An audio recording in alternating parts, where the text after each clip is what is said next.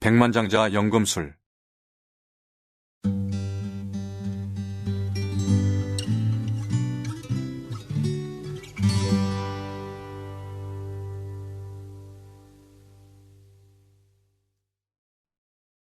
머리말.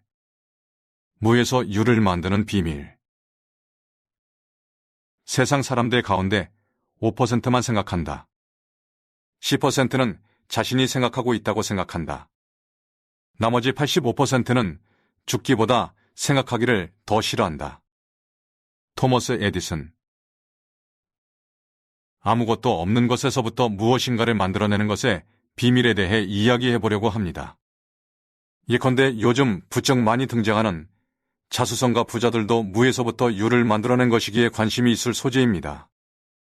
그러면 재미있는 동화 이야기를 하면서 설명을 이어가겠습니다. 마법의 돌멩이 수프라는 프랑스의 옛 이야기인데 이 전설은 여러 가지가 존재하나 세 군인 버전이 잘 알려져 있습니다. 그들의 지혜로움으로 진짜 돌멩이를 이용한 수프가 만들어지고 그 결과 냉랭했던 사람들의 마음을 녹여 넉넉하게 하는 줄거리는 이렇습니다. 전쟁이 끝나 집으로 돌아가던 배고프고 피곤에 찌든 세 명의 군인이 하룻밤 신세질 곳을 찾습니다.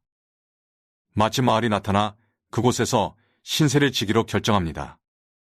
하지만 사람들은 이들이 마을로 오는 것을 보고 음식을 숨기기에 바쁩니다. 그러고는 오래 농사를 망쳐 자신들도 굶어 죽을 처지라고 하소연을 늘어놓습니다. 이때 군인들은 자신에게는 마법의 돌멩이가 있어서 이 돌멩이로 맛있는 수프를 만들어줄 수 있다고 사람들에게 말을 건넵니다. 말로 그치지 않고 그들은 실제 돌멩이를 넣어 국을 끓이기 시작합니다. 그 모습을 보고 돌멩이 수프 맛이 궁금해진 마을 사람들이 하나둘 모여듭니다. 그렇게 모인 사람들에게 내용물이 마법의 돌멩이여서 지금도 충분히 맛이 있지만 양파를 조금만 넣으면 기가 막히게 맛이 있다고 언지를 줍니다. 그러자 양파를 숨기고 있던 농부가 궁금증에 양파를 가져옵니다. 그런 식으로 돌멩이 수프를 더 맛있게 만들 수 있는 재료 얘기가 나오면 사람들은 곧장 달려가 그것을 가져왔습니다. 처음에는 의심스럽게 지켜보던 마을 사람들이 이제는 자발적으로 양배추, 고기, 당근, 소금과 후추 등 군인들이 수프에 넣고 싶어 하는 것을 하나씩 들고 나타납니다. 결국 이들이 가져온 재료 덕에 맛있는 수프가 완성되어 갑니다.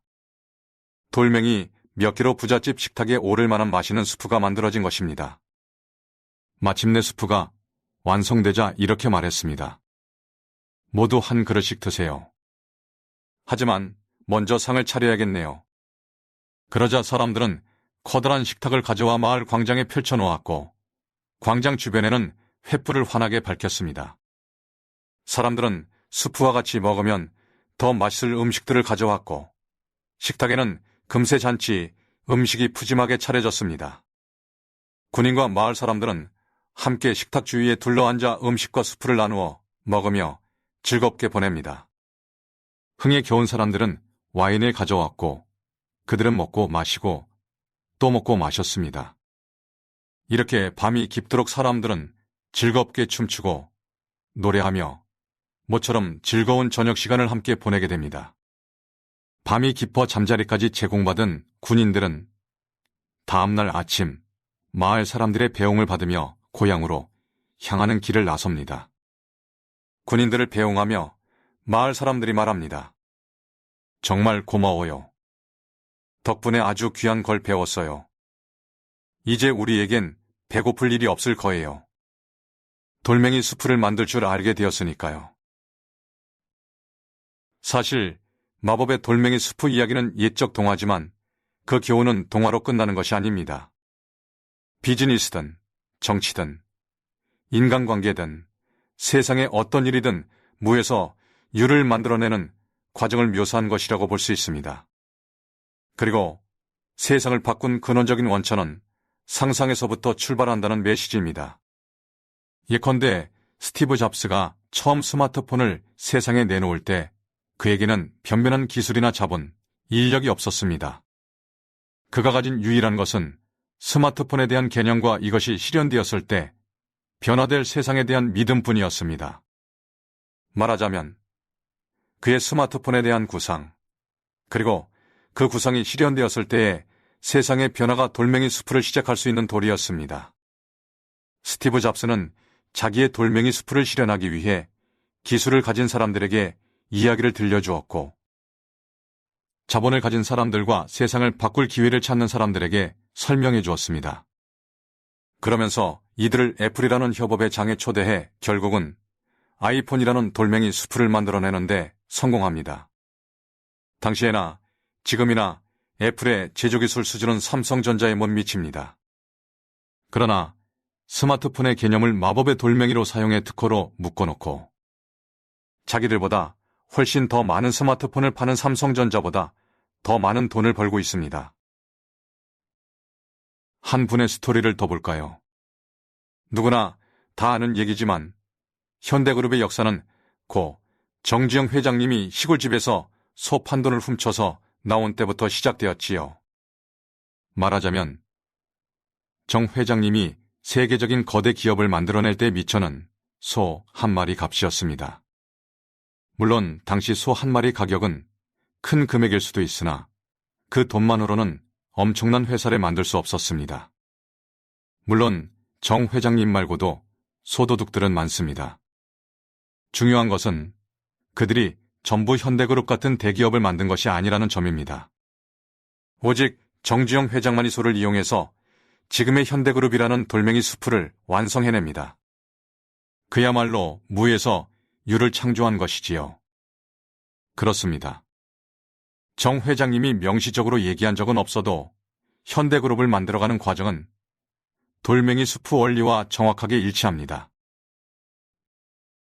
이렇게 세상의 모든 원리는 자신의 제약 조건을 먼저 정해놓고 그 조건하에서만 자기가 가진 것을 동원하는 사람들에 의해서는 결코 제대로 만들어지지 않습니다.